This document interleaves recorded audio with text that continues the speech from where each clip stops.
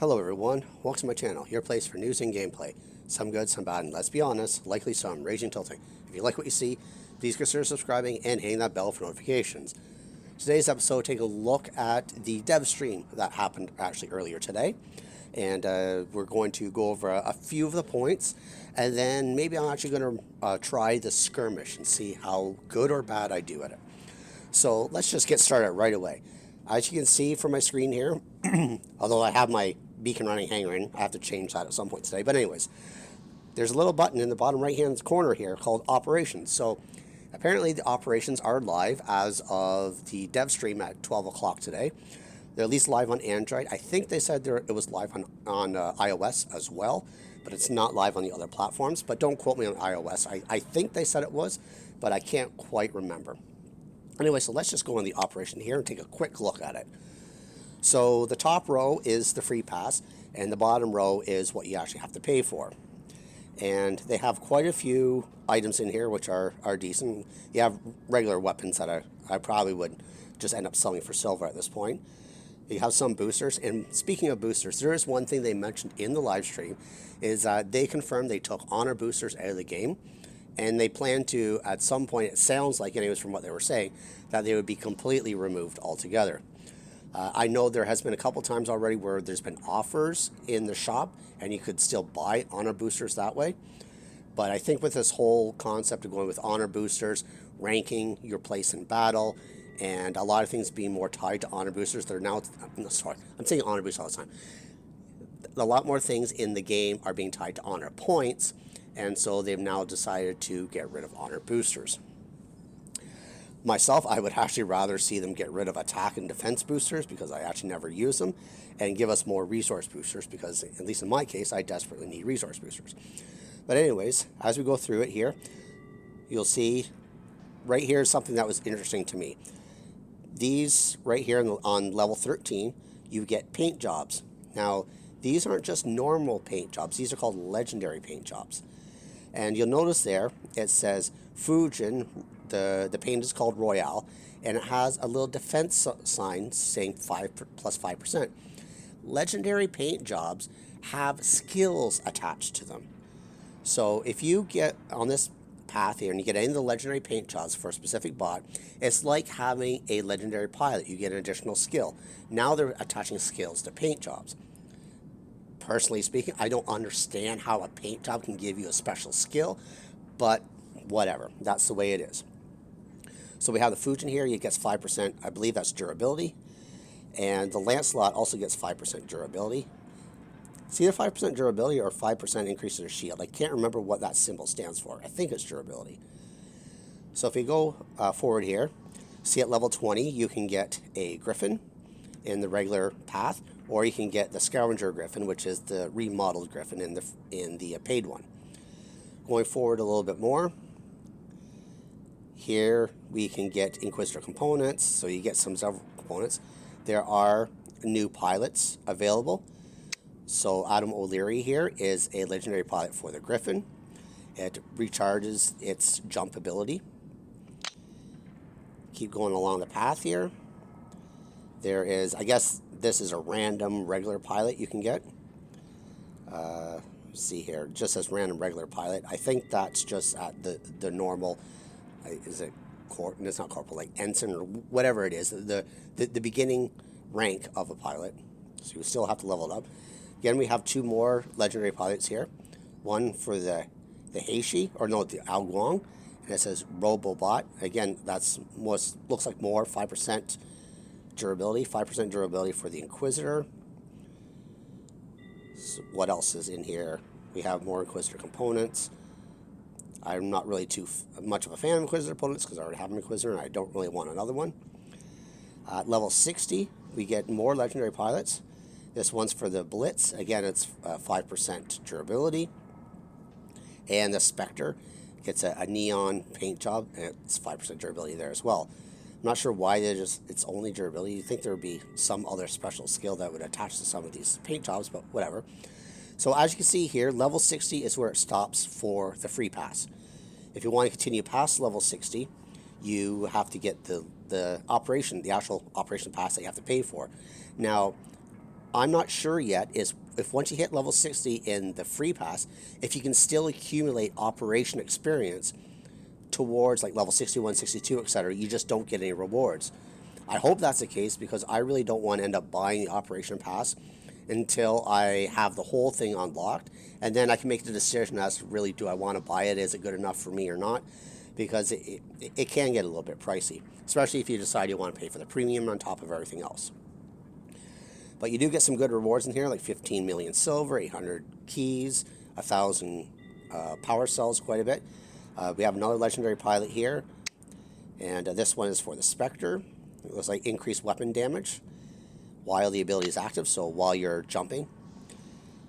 We have another legendary pilot here, Sigrun Valka, and that's for the tier, and the tier repairs a larger amount of durability with using its healing ability. And it also, the durability of its physical shields also increases, so that's a double whammy. You actually get 2 skills for the price of 1, essentially. So you're only using 1 skill slot, which is a unique slot, but you're actually getting 2 skills in it, which that to me is more along the lines of what a legendary pilot should be. It should have a pretty unique skill, and this is one, if you're running the tier, probably be worth getting, unlike the legendary pilot for the Ares, which in my opinion is complete garbage. Looking at the path here, so the only other thing past that is the special Deathwing Aojun. And if we click on it, it doesn't really show a very good picture, but it's a limited edition robot. So it's the Aojun with has been specially remodeled, just like the Scavenger Griffin is a griffin that's been remodeled. It doesn't have any other special abilities or anything tied to it. It's just a remodeled Aojun, just like the Eldritch Ares is a remodeled regular Ares. So that is the operation pass that we're looking at, and we've looked at the legendary paint jobs. Daily tasks. One thing they mentioned is they were going to be removing the daily tasks. So if you go on the daily tasks here, I have daily tasks, which I've not started, but if you look at my daily tasks here, I'm only getting 20 gold. So what they've decided to do now is instead of removing one of your daily tasks, you're keeping the 2 daily tasks you get a day, but they're giving you less gold. So usually these tasks would be on average about 30 gold. Occasionally you would get 40 gold for one of the tasks. But they've essentially removed that and dropped it down to 20. So you're getting 40 gold a day possibility from these tasks instead of your 60 that you normally would. But the free pass, the operation pass, whether you pay for it or the free one alone will more than make up for it. And what they said is you can get something around lines of 2,400 gold or something like that just from the free pass alone. So you're actually, in the long run, if you do all the levels of the daily pass, if you do all the levels of the operation pass that's available to you, whether it's the free one or the paid for one, you're going to be making more gold overall than you would have just through the daily tasks. Okay, so there's that. Let's see here. Oh, we're going to the workshop. I don't think I can show it now. I just started my workshop. And you know what? Screw it. I'm going to speed one of these up just so I can show you what's in the workshop. Don't say I never did anything for you. Alright, so if I take this out and we'll go into the workshop and you go to the robots, you'll notice here we have the Fenrir, we have the Tyr, we have the Loki now available in the workshop. Many people have been asking when they're going to be coming to the workshop. They came to the workshop today. So there you go. Now, the other thing I want to quickly touch on is the modules. So as we know, we got a new module in the game, the phase shift. But apparently, and I haven't actually double checked this, but we're going to double check it right now. They mentioned something in the live stream, and let's see if it really is here. Here it is. The Fortifier module that we've been testing on a test server snuck its way into the update. It was not announced that I saw in any of the update notes. It was not announced in any of the teasers. They just happened to show this in the dev stream today. So the Fortifier now is in the game. So for those people who are running shielded bots, this is for you. So if you look at the actual details of it, you get a shield generation bonus of 10%, energy shields durability bonus of 10%, and physical shields durability bonus of 10%. So this is actually awesome for something like the Bulwark, which has a physical shield, it has an energy shield. So you basically, all three of these skills will benefit the Bulwark. Another one that would benefit is a Lancelot running an Ansel shield. So again, its physical shield gets a bonus, its regeneration of the Ansel shield gets a bonus, and the durability of the Ansel shield gets a bonus. So if you're running either of those two bots, would be the best use of this module. The Fenrir can benefit from this. The only difference between that and the other bots is the Fenrir does not have a physical shield. So it will only benefit from two of these bonuses and not the third. But it is a possibility for the Fenrir. Now, getting back to the bots that were just added to the game recently, the Behemoth and the Phantom. So they actually are in the black market, for those of you who did not know. So if we go to the black market here, there are actually two places you can get it. Of course, you can get it from the super chest. You'll notice that the Behemoth and the Phantom have been added to the super chest, but surprisingly, to me, they added it to the gold chest as well. And initially I thought maybe this was a mistake, but they confirmed it in the dev stream that it is available in the gold chest as well. So there we go. That is your rundown from what I gathered from the dev stream, at least the important points. And this video right now is getting a little bit, 12 minutes or so long. So I'm going to cut it there. I am going to play a game of skirmish or two, but I will save that for another video. So if you have any other questions or concerns, please leave them below. If there's anything you want me to maybe try to run, whether I have it in my hangar or not. If I don't have it in my hangar, I'll try to run it on a test server.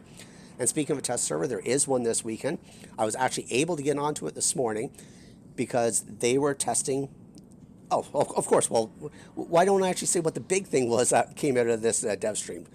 Duh. There is a new bot in the game, or going to be. It's called the Leech. And so Islander was right in the name. And apparently, from what I hear, Manny was the one who suggested it. And the Leech has 4 medium weapons.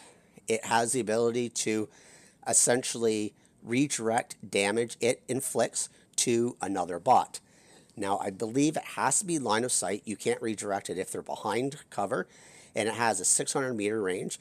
So you cannot activate your ability on a target if they're beyond 600 meters. But in the dev stream, what they were able to do is activate its ability, target a person under 600 meters, move at a 600 meters, but the target is still, the enemy is still targeted. So you might be able to redirect damage to them beyond 600 meters, but you can't activate your ability if they're beyond 600 meters. They have to be below 600 meters to activate your ability. And one of the things they did mention in there is the ability will go through Greek bot shields. I don't know about Ansel shields or Aegis shields. I would suspect it'd be the same thing, but they specifically confirmed it will go through Greek bot shields. So if you're worried about that, or if you're running a Greek bot, be concerned that any leeches out there, if they redirect fire towards you of damage that they inflict, it will go through your shield. Your shield will not protect you. And speaking of the damage that's redirected, the Leech does get a resistance. I don't know. I can't remember off the top of my head exactly what the percentage of resistance is. So when it activates ability, it gets a resistance. It gets a speed buff, and any of the damage that it takes, it will absorb essentially 50% of it and send it back to whatever target is inflicted. So if I'm in the Leech and I target a specific bot and another player hits me, I will inflict damage on the bot I targeted. It's not as though I activate my ability and any damage comes and gets reflected back to the person firing it. It's any damage that I take from enemies is inflicted to the target I specify. So that's supposedly how it's going to work. And we're going to be testing it this test server. And so I will be on tomorrow morning when it opens up. I already have my hangar created. As I mentioned, I think I alluded to before, the test server was open this morning. they had it open during their live stream, and I tried to get on so I could actually fight with Toslov and Stan on the test server. My hanger wasn't quite set up, and by the time I got my hanger set up, they had ended the live stream. They weren't going to do another game. So I kind of missed out a little bit there. But my hanger is already set up. I'm all ready to go tomorrow morning when the test server kicks off. So I'll also be bringing that video to you sometime this weekend.